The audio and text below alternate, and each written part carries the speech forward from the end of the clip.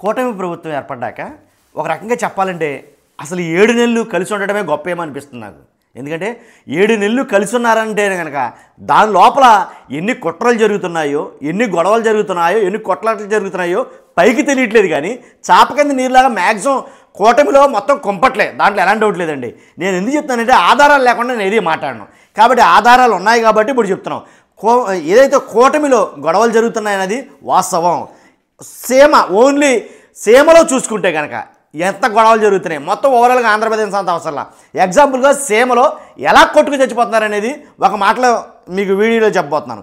ఏంటంటే సీమలో ఓన్లీ కూటమిలో ఉండేటువంటి నాయకుల్లో ఒకలంటే ఒకళ్ళకి పట్ల, బీజేపీ అంటే టీడీపీ పట్ల, టీడీపీ అంటే జనసేన పట్ల, ఒక పార్టీ అంటే ఒక పార్టీ పట్ల మెయిన్ ఆద్యం ఎక్కడి నుంచి స్టార్ట్ చేశారంటే తాడిపత్రి మున్సిపల్ చైర్మన్ ఎవరైతే ఉన్నారో జేసీ ప్రభాకర్ రెడ్డి, ఏదైతే రీసెంట్గా జరిగిందో చెప్పుకుందాం. జేసీ ప్రభాకర్ రెడ్డి గారు పెన్నా నది సమీపంలోని మహిళలకు, ప్రత్యేకించి మహిళలకు మాత్రమే ఒక న్యూ ఇయర్ పార్టీ ఏర్పాటు చేశాడండి. ఆయన న్యూ ఇయర్ పార్టీ ఏర్పాటు చేస్తే ఆ న్యూ ఇయర్ పార్టీ దానికి వెళ్ళొద్దని బీజేపీ మహిళలు ఎవరైతే ఉన్నారో మాధవీలత కానీ అలాగే సామినేని యామిని గారు కానీ వాళ్ళిద్దరు కూడా ఆ పార్టీకి వెళ్ళొద్దు. ఎందుకంటే మహిళలకు ప్రత్యేకించి అని పెట్టిన దాని మీద ఏంటి అక్కడ డిస్కోటెక్కులు, లైటింగ్లు పెట్టి తీన్మార్లు అవి వేస్తే సంస్కృతి సాంప్రదాయాలు మంట కలిసిపోతాయి. ఆ కల్చర్ దేన్ని ప్రతిబింబిస్తుంది అని బీజేపీ మహిళా నేతలు మాధవీలత, సామినేని ఉదయ్ బారు కొంచెం ఘాటుగా మాట్లాడేసరికి జేసీ ప్రభాకర్ రెడ్డి గారు ఆ విషయం మీద ఆయన మాట్లాడే విధానం ఎలా ఉంటుందో మీకు తెలుసు. మాట మొదలెడితేనే బూతులతో మాట్లాడతాడు ఆయన. కాబట్టి అలా స్టార్ట్ చేసి నానా బూతులు అయితే కనుక తిట్టడం జరిగింది. అది అలా ఎలా జరుగుతున్న టైంలో ఇంతలాగా జేసీ ప్రభాకర్ రెడ్డి గారి బస్సులు తగలబడిపోయాయి. ఇదేంటిది న్యూ ఇయర్ ఫంక్షన్ జరగడం ఏంటి, ఆ న్యూ ఇయర్ ఫంక్షన్ మహిళలు ప్రత్యేకించిన అక్కడ ట్రీట్ ఇవ్వడం ఏంటి, వెళ్ళొద్దని బీజేపీ వాళ్ళు అంటమేంటి. బీజేపీ వాళ్ళు మహిళా నేతలే కాదు ఇంకా చాలామంది కూడా వద్దన్న మాట అన్నారు. ఎలాగంటే ఆర్ఎస్ఎస్ కానీ, అలాగే విహెచ్పి కానీ, అలాగే బజరంగ్ దళ కానీ, ఇలాగ మొత్తం చాలామంది, అలాగే బీజేపీ జిల్లా అధ్యక్షుడు ఎవరైతే సంతిరెడ్డి శ్రీనివాసులు ఉన్నారో ఆయన, ఇలాగ బీజేపీ అంతా మూకమ్మడిగా ఒక్కటై జేసీ ప్రభాకర్ రెడ్డి మీద విరుచుపడిపోయారు. మరీ ఎక్కువగా డోసు ఎప్పుడు పెరిగిందంటే ఈ జేసీ ప్రభాకర్ రెడ్డి గారు ఏం చెప్పాడంటే ఈయన ఏదైతే మీ మీద జగన్మోహన్ రెడ్డి నయ్యురా అని ఎప్పుడైతే అన్నాడో ఆ మాట సరిపోయిందండి, మొత్తం భయంకరంగా వైరల్ అయింది. ఇదేంటిది ఒక టీడీపీ నాయకుడై ఉండి జగన్ గారిని పోవడంతో ఆ వీడియో వైరల్ అయింది. దాంతోపాటు వీళ్ళకి ఇంకా కోపం రెట్టింపు అయింది ఏంటో తెలియదు కానీ మొత్తానికి బస్సులు తగలబడిపోయాయి. కారణం ఏదైనా సరే అప్పట్లో జరిగింది గొడవ బీజేపీకి ప్లస్ టీడీపీకి జరుగుతుంది కాబట్టి బస్సులు తగలబెట్టేసింది మీరే అని అయితే కనుక ఈయన ఆ బీజేపీ మీద ఆరోపణలు చేయడం జరిగింది. మనం వాళ్ళు కాదు ఇక బూతులతో రెచ్చిపడైనా. కాబట్టి అదో రకమైన గొడవ అయితే కనుక. అంతేకాదు టీజీ భరత్, ఎవరైతే మంత్రి టీజీ భరత్ ఉన్నారో ఆయనకి వ్యతిరేకంగా చాలా మటుకు జరుగుతున్నాయి. అక్కడ కూడా బహిరంగంగానే గొడవలు పడుతున్నారు, బహిరంగంగానే ఓపెన్గానే మాట్లాడుకోవడం జరుగుతుంది. ఎలా అంటే టీజీ భరత్ మంత్రి గారు ఎవరైతే ఉన్నారో ఆయనకి పత్తికొండ, కోడుమూరు, ఆదోని ఇలాగ 3 నియోజకవర్గాల్లో కూడా టీజీ భరత్ గారంటే పట్టం లేదు అనే వాస్తవం, ఇది వాస్తవం అనమాట. కాబట్టి ఎలా అంటే ఎమ్మెల్యేలు అంటే కోడుమూరు కానీ, ఆదోని కానీ, పత్తికొండ కానీ ఈ 3 ఎమ్మెల్యేలు ఒకటైపోయి టీజీ భరత్ గారిని వ్యతిరేకిస్తున్నారు.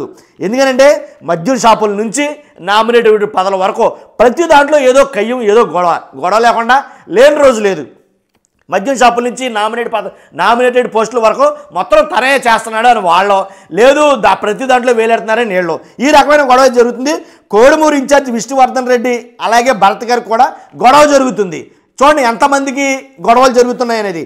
కోడుమూరు ఎమ్మెల్యే దస్తగిరి అలాగే ఆయన ఏం చేశాడంటే ఏదైతే టీజీ భరత్ గారు విష్ణుని వార్నింగ్ ఇచ్చాడో, బహిరంగంగా ఓపెన్ ఛాలెంజ్ చేసి వార్నింగ్ ఇచ్చాడో, నా నియోజకవర్గంలో నేను మంత్రిగా ఉన్న టైంలో నీ పెత్తనం ఏంటి, ఇక్కడ నీ ఎగస్ట్రాలు ఏంటి అని మాట్లాడి మంత్రి గారికి ఎప్పుడైతే మాట్లాడాడో, విష్ణు గారికి వార్నింగ్ ఇచ్చాడో, కోడుమూరు ఎమ్మెల్యే దస్తగిరి గారు ఏంటి ఆయన పక్కన నిలబడడం ఇది ఒక గమనార్హమైన విషయమే. ఎలా అంటే విష్ణు గారి పక్కన కోడుమూరు ఎమ్మెల్యే దస్తగిరి గారు నిలబడ్డారు అంటే ఏంటి, ఇటు భరత్ గారికి ఇటు మళ్ళీ ఎమ్మెల్యే దస్తగిరి గారికి మళ్ళీ వైరం. అర్థమైంది కదండి మీకు. తర్వాత ఏదైతే టీజీ భరత్ గారి ఫ్యాక్టరీలు ఉన్నాయో, నీ ఫ్యాక్టరీలు ఎక్కడెక్కడ ఉన్నాయో, ఏమి ఉన్నాయో, ఎలా సంపాదించావో ఏంటో, ఎంత అక్రమం జరుగుతుందో, అవినీతి జరుగుతుందో వాటన్నిటి మీద మేము తేలుస్తాం అనేది కనుక ఈ నియోజకవర్గాల ఎమ్మెల్యేలు మాట్లాడుతున్నారు. కాబట్టి అంతేకాదు ఇంకా లోపాయకారంగా చాలా ఉన్నాయి. మనం అన్నీ చెప్పడానికి మనకు అవకాశం కుదరదు, కానీ వాస్తవంగా మనం అంతకు మించి లోతుకి వెళ్ళడం కూడా మంచిది కాదని అవుతున్నాం. కానీ ఇంకా చాలా లోపాయకారంగా చాలా జరిగినాయి. కర్నూలులోనే ఒకే ఒక్క ఘటన అండి. కర్నూలులో ఒక ఘటన టీజీ భరత్ గారికి వర్సెస్ ఆదోని ఎమ్మెల్యే గారికి భయంకరమైన గొడవలు అయితే కనుక స్టార్ట్ అయినాయి. జరిగింది ఒకటే ఘటన. ఆ ఘటన వాళ్ళిద్దరి మధ్య చిచ్చు రేపిందని చెప్పాలా. ఇంకోటి ఏంటంటే పత్తికొండ ఎమ్మెల్యే శ్యాంబాబు గారికి అలాగే భరత్ గారికి మధ్య కూడా వైరం నడుస్తుంది. వీనికి కూడా సఖ్యతలు చిన్న చిన్న గొడవలు అయితే కానీ నడుస్తున్నాయి. ఇంకా మిగిలిన వాళ్ళు కూడా చూద్దాం. ఎంపీ బైరెడ్డి శబరి అలాగే ఎమ్మెల్యే గౌరి చరితారెడ్డి ఎలక్షన్ రోజున ఏదైతే కౌంటింగ్ జరిగిందో ఆ కౌంటింగ్ జరిగిన కాడి నుంచి గొడవలు ఇప్పటి వరకు ఆగల. నాన్ స్టాప్గా ఏదో ఒక రాద్ధాంతం జరుగుతూనే ఉంది అక్కడ. అది పక్కన పెడితే కనుక నందికొట్కూరు ఎమ్మెల్యే గారు, నందికొట్కూరు ఎమ్మెల్యే జయసూర్య అలాగే చరిత ఓ వర్గంగా ఆధిపత్య పోరు అనేది నడుస్తుంది. నందికొట్కూరు ఎమ్మెల్యే జయసూర్య ప్లస్ చరిత ఓ వర్గంగా ఆధిపత్య పోరు అయితే కనుక ఇక్కడ నడుస్తుంది.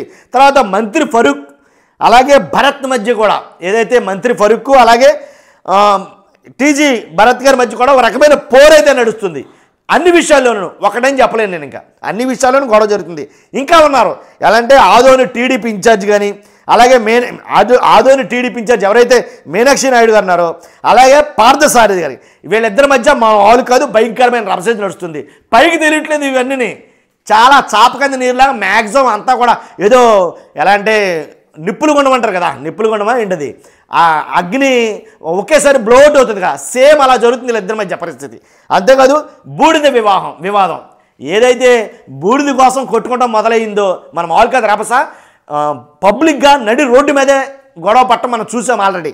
ఎవరెవరికి జమ్మలమడుగు ఎమ్మెల్యే ఆదినారాయణ రెడ్డి గారికి అలాగే జేసీ ప్రభాకర్ రెడ్డి గారికి నువ్వా నేనా నువ్వెంత అంటే నువ్వెంత అని నడి రోడ్డు మీద పట్టపగలే తిట్టుకున్న సందర్భాలు ఉన్నాయి. చాలా గొడవలు అయితే జరిగినాయి. ఇంచుమించుగా పోలీస్ ఫోర్స్ అంతా అక్కడ మోహరించడం జరిగింది. మీరు నేను అందరం చూసాం. కాబట్టి ఒక సీమలోనే ఇన్ని గొడవలు ఉంటే మిగిలిన కోస్తాంధ్రాలో మిగిలిన అన్ని ప్రాంతాల్లో చూస్తే ఆంధ్రప్రదేశ్లో ప్రతి చోట కూటమి ఎమ్మెల్యేల్లో గొడవలు జరుగుతూనే ఉన్నాయి. టీడీపీకి జనసేనకి ఒక రకమైనటువంటి అంతర్యుద్ధం కనపడించడం జరుగుతుంది, దాంట్లో ఎలాంటి డౌట్ లేదు. కాబట్టి ఇప్పుడే అంటే పరిపాలన ప్రారంభమయ్యి 6-7 నెలలకి ఎలా కొట్టుకు చచ్చిపోతే ఇంకో 5 సంవత్సరాలు ఇంకో 4 సంవత్సరాలు కలిసి ట్రావెల్ చేయాలి. జరుగుతుందా అవుతుందా? రీసెంట్గా మొన్న జరిగిన నామినేటెడ్ పోస్టుల్లో అధినాయకులకే మనస్పర్ధలు వచ్చినాయి అని వార్తలు వచ్చినాయి. కానీ బయటకు తెలియనివారు అనుకోండి లోపాయకారంగా అయితే మాత్రం జరుగుతున్నాయి. కొన్ని విశ్వసనీయ సమాచార వర్గాల మేరకు ఏంటంటే కనుక నాగబాబు గారికి ఏదైతే మంత్రి పదవి ఇస్తానన్నారో పవన్ కళ్యాణ్ గారి బ్రదర్ నాగబాబు గారికి ఏదైతే మంత్రి పదవి ఇస్తా అన్నారో ఆ మంత్రి పదవి నిమిత్తం టీడీపీలో చాలామందికి నచ్చడం ఆయనకు మంత్రి పదవి ఇవ్వడం ఏంటి, ఏ ప్రాతిపదికన ఎత్తున్నారో టీడీపీ దాకా ఎందుకండి. అసలు జనసేనలోనే చాలామందికి నచ్చట్లా. మేము కష్టపడ్డ వాళ్ళు మేము చాలామంది ఉన్నాం కదా, ఇంతదాకా కష్టపడ్డవాళ్ళం మమ్మల్ని కాదని నాగబాబు గారికి ఇవ్వడం అది ఎంతవరకు సమంజసం అంటే కనుక పవన్ కళ్యాణ్ గారు ఆల్రెడీ ఒక స్టేట్మెంట్ అయితే ఇచ్చాడు. ఆయన ఏమని పవన్ కళ్యాణ్ గారు ఇచ్చిన స్టేట్మెంట్ అంటే నాతో పాటు కష్టపడ్డాడు, ఆయన నాకంటే ఎక్కువగా కష్టపడ్డాడు జనసేన పార్టీ గురించి. కష్టపడ్డ వాళ్ళు ఎవరన్నా సరే ఆ ప్లేస్లో ఎవరన్నా సరే కులం చూడను మతం చూడను నా అన్నవాడిని చూడను అతను ఎవరో ఏంటి అనేది చూడను ఖచ్చితంగా అతను మాత్రం అధికారంలో కూర్చోబెడతాను అన్నట్టుగా ఆయన కొన్ని వ్యాఖ్యలు అయితే చేశారు. అది ఆయన వరకే పరిమితం. కానీ నియోజకవర్గం కింద స్థాయి నాయకులు ఏం మాట్లాడుకున్నారో అబ్బాయి అదేమి లేదు సొంత అన్నయ్య అని చెప్పేసి అన్నయ్య కాబట్టే ఆయనకి పదవి ఇస్తున్నాడు మంత్రి పదవి అని అయితే ఒక రకమైన వర్గం అయితే కనుక మాట్లాడుతుంది. అది చుచ్చు రేపుతుంది, ఇంకా ఆగల. ఆయనకి మార్చిలోనే ఎప్పుడు ఇస్తారో కూడా తెలిసి మంత్రి పదవి. కాబట్టి ఇదంతా ఒక ఎత్తు అయితే కనుక ఆంధ్రప్రదేశ్ ఉభయ గోదావరి జిల్లాల్లో ఇంకో రకమైన గొడవలు. ఉభయ గోదావరి జిల్లాల్లో ఇప్పుడు జరుగుతున్న కుంపట్లో నాకు తెలిసి బ్లాస్ట్ అవబోతుంది. ఎలా అంటే రానున్న ఏదైతే సంక్రాంతి రాబోతుందో ఆ సంక్రాంతికి ఖచ్చితంగా కోడి పందాలు కానీ గుండాడు కానీ ఇలా రకరకాలైన పందాలు అయితే జరగబోతున్నాయి. అక్కడ నిర్వహించబోయే బరులు మాకు కావాలంటే మాకు కావాలి. కోడి పందాల్లో కోళ్ళు ఎలా కొట్టుకుంటాయో సేమ్ అలా కొట్టుకోబోతారు, దాంట్లో ఎలాంటి డౌట్ లేదు. ముందు నా మాటగా చెప్తున్నాను, రాసి పెట్టుకోవచ్చు మీరు అవసరమైతే కనుక.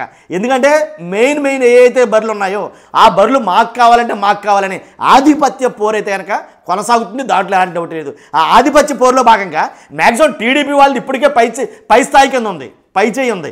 కానీ ఇప్పుడు అలా కాదు, మాకు కూడా కొన్ని బరులు కావాలని జనసేన నేతలు ఈ విషయాన్ని అధినాయకుడి దాకా తీసుకెళ్ళడానికి అయితే కనుక ఆలోచిస్తున్నట్టు కొన్ని సమాచారం, కొన్ని వర్గాలు మాట్లాడుకున్న మాటలు ఇవి. కాబట్టి 100% ఈ పోరు ఇంకా ఇంతింతై అన్నట్టుగా ఉండబోతుంది. కానీ ఇక్కడే కాదు, చాలా జిల్లాల్లో ఉండే, 1, 2 కాదు, అన్ని జిల్లాల్లోనూ కూటమి నేతల్లో, టీడీపీ, బీజేపీ, జనసేన నేతల్లో గొడవలు అయితే కనుక మామూలుగా లేవు. రానున్న 4 ఏళ్లలో ఇవి మరీ పెంచి పెరగవచ్చు. చూద్దాం ఏం జరగబోతుందనేది. ఖచ్చితంగా మీ అభిప్రాయం ఏంటో కామెంట్ రూపంలో తెలియజేయండి. మీ నియోజకవర్గంలో ఎలాంటి గొడవలు ఉంటే కనుక కామెంట్ రూపంలో తెలియజేయండి. మర్చిపోద్దు, నాకు మోటివేషన్గా ఉంటుంది, లైక్ అయితే చేయండి. ఎక్కువ మందికి ఇన్ఫర్మేషన్ చేరాలి కాబట్టి మీ బాధ్యత లైక్ చేయడం. అంతేకాదు పక్కాగా మన ఛానల్ సబ్స్క్రైబ్ చేయండి. Thank you very much.